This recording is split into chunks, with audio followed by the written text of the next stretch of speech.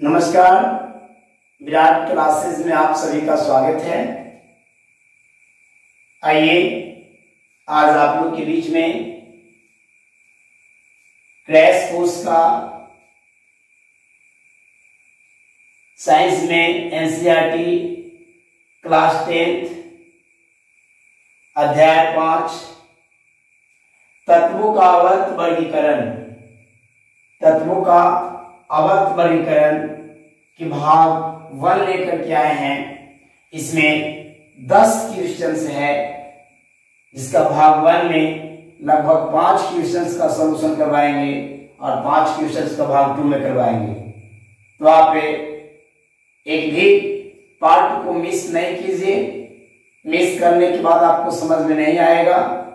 तो मैं सबसे यही उम्मीद रखता हूं कि प्रत्येक वीडियो आप लोग देखते होंगे। आइए प्रत्येक क्वेश्चंस को देखते हैं बारी बारी से। आप लोग भी कॉपी कर लेके तैयार रहेंगे। पहला क्वेश्चन, आवर्त सारणी में, आवर्त सारणी आप लोग देखे ना, पीरियोडिक टेबल, पीरियोडिक टेबल आप लोग पीरियोडिक टेबल पास में रखिएगा। आवर्त सारणी में बाईं से दाईं ओर जाने पर, ये साइड से इधर जाने की बात कर रहा है, बाईं से दाईं ओर जाने पर प्रवृत्तियों के बारे में कौन सा कथन असत्य है? पीरियोडिक टेबल में, आवर्त सारणी में बायां साइड से दायां साइड जाने पर कौन सा कथन इसमें असत्य है? 4 कथन दिया गया है, उसमें 3 कथन सत्य है और 1 कथन असत्य है। उसी को हम लोग को चुनना है। पहली बात बता रहा है कि तत्वों की धात्विक प्रकृति घटेगी। पीरियोडिक टेबल में, आवर्त सारणी में बायां से दायां ओर चले जाइएगा तो क्या तत्वों की धात्विक प्रकृति घटती जाती है? सही बात है। आप जाइए पीरियोडिक टेबल देखिए, उसमें आप देखेंगे तो यहाँ सोडियम, इधर मैग्नीशियम, एल्युमिनियम ऐसे होते जाता है। तो इसकी धात्विक प्रकृति जैसे क्या होती जाती है? घटती जाती है। क्या होती जाती है? घटती जाती है। तो ये सही बात है। आंसर तो असत्य न पूछ रहा है, लेकिन तो सत्य है, तो आंसर होगा नहीं। याद रखना है, ये भी एक आपका ऑब्जेक्टिव बन जाएगा कि आवर्त सारणी में बायां से यदि दायां हो जाते हैं तो तत्वों की धात्विक प्रकृति घटती है। यही यदि उलट देता कि दायां से बायां ओर आते हैं तो तत्वों की धात्विक प्रकृति क्या होगी? तो बढ़ेगी। अगर दायां से बायां आएगा तो बढ़ेगा, लेकिन बायां से दायां जाएगा तो धात्विक प्रकृति घटेगी। ठीक है। अब दूसरा देखते हैं, संयोजकता इलेक्ट्रॉन की संख्या बढ़ जाती है। सत्य है। अरे इसका 1 होता है संयोजकता इलेक्ट्रॉन, इसका 2 होता है, इसका 3 होता है। संयोजकता इलेक्ट्रॉन किसको कहते हैं? जो बारीक अच्छा होता है।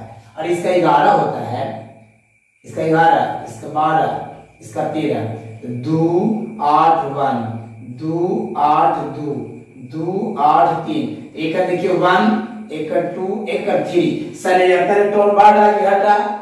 बढ़ रहा है। यानी बाईं ओर से दाईं ओर जाने पर संयोजकता इलेक्ट्रॉनों की संख्या क्या होती है? बढ़ते जाती है। तो ये वाला ही बात तो इसका सही है, 2 वाला भी। लेकिन पूछा कुछ असत्य न पूछ रहा है, ये भी आंसर ना होगा। परमाणु आसानी से इलेक्ट्रॉन का त्याग करते हैं। परमाणु कह रहा है कि जैसे हम बाईं से दाईं ओर जाएंगे तो क्या परमाणु आसानी से त्याग करते हैं? नहीं, यही कहना गलत बात है। यदि अगर बाईं से दाईं ओर जाएंगे तो जितने भी तत्व हैं वो सभी तत्व आसानी से त्याग नहीं कर पाएंगे। यही बात असत्य कह दिया। तो हम लोग राइट आंसर कौन हो गया? सी, यही असत्य है। ठीक है। अब ये भी सही है, इनके ऑक्साइड अधिक अम्लीय हो जाते हैं। तो आप जैसे बाएं से दाएं जाएंगे ना, तो जितना भी सोडियम का ऑक्साइड, मैग्नीशियम का ऑक्साइड, एल्युमिनियम का ऑक्साइड अधिक से अधिक अम्लीय होते चला जाएगा। तब जब बाएं से दाएं जाएंगे तब। तो इसमें पहला नहीं होगा, यानी ए नहीं होगा, बी नहीं होगा, डी नहीं होगा। तो आंसर कौन होगा? सी। ये असत्य बात है, कहना गलत बात है कि बायां से दायां हो जाएंगे तो परमाणु आसानी से इलेक्ट्रॉन को त्याग करेगा। नहीं, ये बात गलत है, लेकिन गलत एक पूछा तो आंसर सी होगा। एक कंप्लीट हो गया। अब चलेंगे दूसरा में, गौर से सुनिएगा, एनसीईआरटी है, समझ में आएगा हमें उम्मीद है, कोशिश करते हैं समझाने के लिए। दूसरा है तत्व एक्स है, नाम नहीं पता हमको, कोई एक्स तत्व है और कैलोरी से क्रिया करता है, तब एक्स से क्लोराइड, यानी जो तत्व ये जो तत्व इसको मानिएगा उसका क्लोराइड सूत्र वाला एक क्लोराइड बनाता है, जो एक ठोस है। ये जो बढ़ रहा है सूत्र वो क्या है, ठोस है, तथा जिसका गलनांक अधिक है, आवर्त सारणी में आता है, तो समर्थक किस समूह के अंतर्गत होगा? आप लोग याद होगा, पीछे चैप्टर में बताए थे कि अंडा के चूर्ण को साथ, अंडा के जो चूर्ण है कैल्शियम कार्बोनेट को होता है ना, कैल्शियम कार्बोनेट की, ये भी बताया थे कि एक तत्व है वो क्रिया करता है वायुमंडल में, और वायुमंडल से क्रिया करके एक सॉरी ये नहीं था, अंडा के चूर्ण था, अंडा के चूर्ण जैसे अंडा के चूर्ण में क्या पाया जाता है, कैल्शियम कार्बोनेट पाया जाता है। तो कैल्शियम एक ऐसा तत्व है, कैल्शियम एक ऐसा तत्व है जिसका क्वथनांक उच्च होता है, तो यहाँ पे एक्स के जगह पे कैल्शियम होगा, क्या होगा, कैल्शियम, कैल्शियम तत्व होगा। एक्स की जगह पर कौन सा तत्व, कैल्शियम तत्व होगा।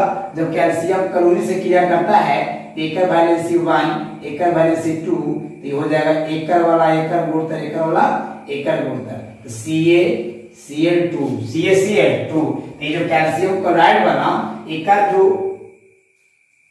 क्वथनांक है बच्चों या गलनांक है, गलनांक बहुत उच्च होगा। अब पूछ रहा है कि जो तत्व है कैल्शियम, वो कैल्शियम केकरा से कितना मिलता है, सोडियम से, मैग्नीशियम से, एल्युमिनियम से, सिलिकॉन से, आपने सब लोग बताइएगा। कैल्शियम का इलेक्ट्रॉनिक विन्यास 2 8 8 2 होता है, बात को कैसे ध्यान दीजिएगा, और सोडियम के 2 8 1 होता है, इसका 2 8 2 होता है, 2 8 3 होता है, 2 8 4 होता है। ये देखिए तो केकरा से मिल रहा है, सोडियम से, मैग्नीशियम से, एल्युमिनियम से, सिलिकॉन से, किससे मिल रहा है, इसके बाद कक्षा में 2 है और मैग्नीशियम के बाद कक्षा में 2 है, इसका राइट आंसर कौन होगा, मैग्नीशियम। पूछ रहा था तत्व एक्स है, ये अनजान तत्व था, कैलोरी से क्रिया करके एक्स क्लोराइड के सूत्र वाला एक क्लोराइड बनाता है, जो एक ठोस है तथा जिनका गलनांक अधिक है, आवर्त सारणी में आता है, तो समर्थक किस समूह के अंतर्गत होगा? तो इसको कहेंगे कि तत्व कैल्शियम है, इसके बाद में कक्षा इलेक्ट्रॉनिक विन्यास किया तो 2 आया है, तो इस संभावना मैग्नीशियम के जैसा होगा, किसके जैसा होगा, मैग्नीशियम के जैसा। अब चलेंगे बच्चों, हमें विश्वास है कि आप लोगों को समझ में आ रहा होगा। किस तत्व में क्वेश्चन किया, किस तत्व में? अब चलेंगे, पहला क्वेश्चन है 2 कोश है, कहे कौन सा तत्व है जब 2 कोश है तथा दोनों इलेक्ट्रॉन से पूरित है, बना लीजिए 2 कोश 1 2 है ना, कहे कौन सा तत्व है जब 2 कोश है और दोनों पूरित है, पूरा पूरा हो चुका है, तो पहला कोश में 2 रहता है और दूसरा में 8 और दोनों पूरित है, यानी 2 और 8, 8 और 2 10, 10 के कण होता है जी, तो नियॉन के, किसका होता है, नियॉन के।